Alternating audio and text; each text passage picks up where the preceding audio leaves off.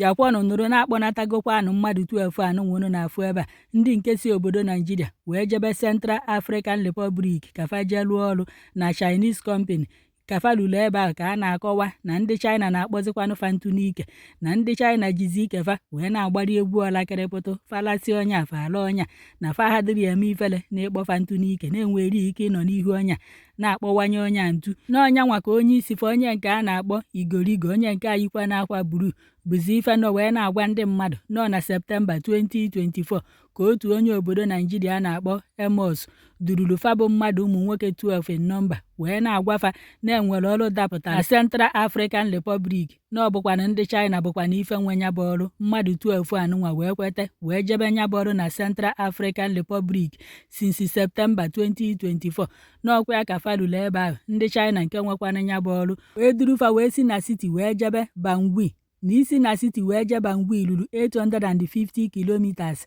n'ọnya ka fa lụrụ ebe ahụ ndị China wee jedebe fa n'ebe enwedịrị ebe ọnọdụ nso na nya bụ Bangui nke bụzi na ọ na-afịa fa ahụ fa wee na-akọwa na fa bụ ndị jekwana nya bụ ọrụ ijelu ka fa jee nyelu ndị China bụkwanụ ndị nke bụ ndị miners aka n'ife ọbụla gbasara ọrụ ọbụla fa nwere ọnya ka fa na-akọwa na fa alụgidezi nya bụ ọrụ sinsi Septemba ahụ e wee jidefe ụgwọ 11 months na akwụ ọkwanụ fa ụgwọ na nya bụ ife emetụ ọdụ fa n'ahụ na nke na-afụzife ụfụ n'ahụ wee karịsịzie ebu na ndị China na-ejidezi ike fa wee na-atụrụ fa otu amụ wee na-agbọfa ntụ n'ike nọ nke anụnwa bụkwanụ nke wutekarịsịrị fa wee pụta ebe onu fụrụ kịta anụnwa wee na-akpọ federal gọọmenti ka agbatalụ fa ọsọ enyemaka na inyelụfa aka abụ ka esi na nya bụ Central African Republic wee kpọchiyata fa azụ n'obodo Naijiria na ike fa ji a na ebe a gwugokwa anụfa na ọ bụ ọzọ ife a gwara fa bifo fa wee bịa ebe a bụkwa na ife fa na-afụzi nya ka fa mechara ife onyonyo anụnwa onye isi nke Naijiria Sindalaskra Commission Abike Dabiri Elewa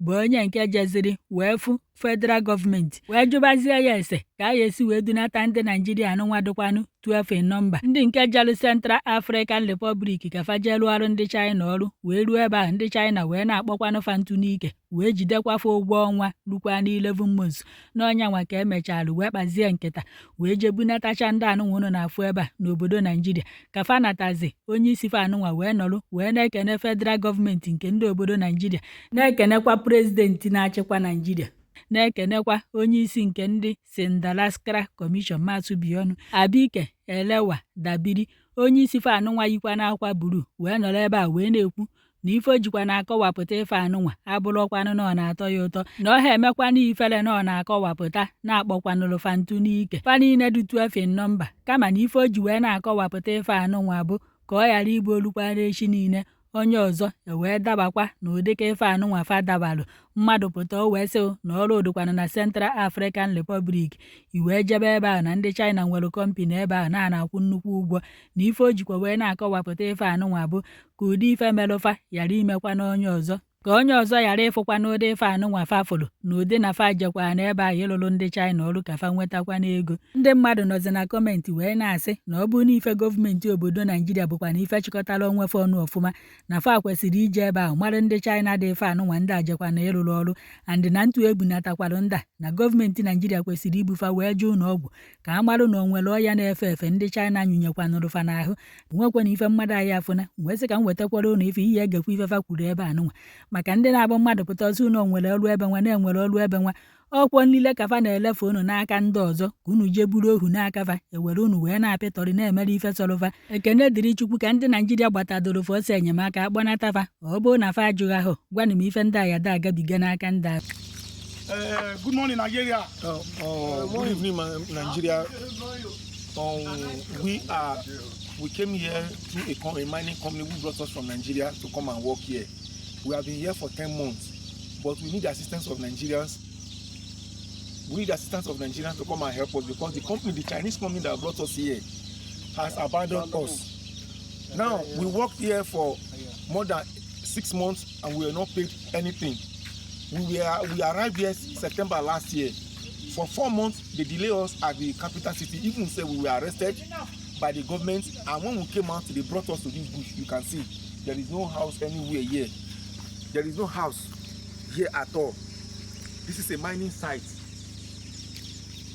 So now we have been abandoned the person who in charge, the general manager, the Nigerian general manager of the company, his name is Maruf Ademola Aregbe. He has gone back to Nigeria, and when we called him, he said he's not concerned about our well-being anymore. He abandoned us here. He abandoned us here. Even they call his number now, they abuse the number. He abandoned us here. He abandoned us here. Now, his partner, his name is Amos. He's a Central African citizen. He seized our passport. He seized our passport. He doesn't want to give us our passport. Even some of us here are ready to transport ourselves back to Nigeria, but without our passport, we cannot pass through their road because their law is very, very strict here.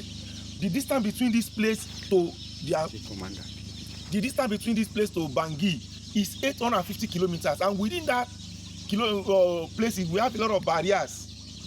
A checking point where we have gendarmerie, immigration, and everything. And if you are caught without your documents, it is prison set in this very country. So please, Nigerians, if there's a way you can help us, please spread this video. Let them know that some Nigerians have been abandoned in Central Africa. Our location is Senye, under Bambari region in Central Africa. The Chinese man that brought us, his company is a Rado Setraco mining company in Nigeria. The owner of the company is Mr. Yang, and his partner is Mr. Wu. He's also a Chinese man. He's in this very country. They abandoned us. We worked for many months. They didn't pay us our salary. Now we can no longer feed. There is no money, there is no transportation, and they still seize our passport and held it in the capital city in Bangui. Our location from Bangui is 868 kilometers. From this very place we are now to the place we can get a single network of the SIM card of this country is 35 kilometers. The place is Alindao. I'm repeating, we are under Senye. We are in Senye village. It's a village, it's inside the forest. This region is under Bambari. Please come to our rescue. Our family have been worrying about us, and they try. People will send message to call Mr. Ademola Maruf in Nigeria. He refused to respond to them, saying that he doesn't know anything about us anymore. Please, Nigeria, we need your help. We don't want to die here. All of us have families. Nigeria, make una help us. This thing don't pass our power.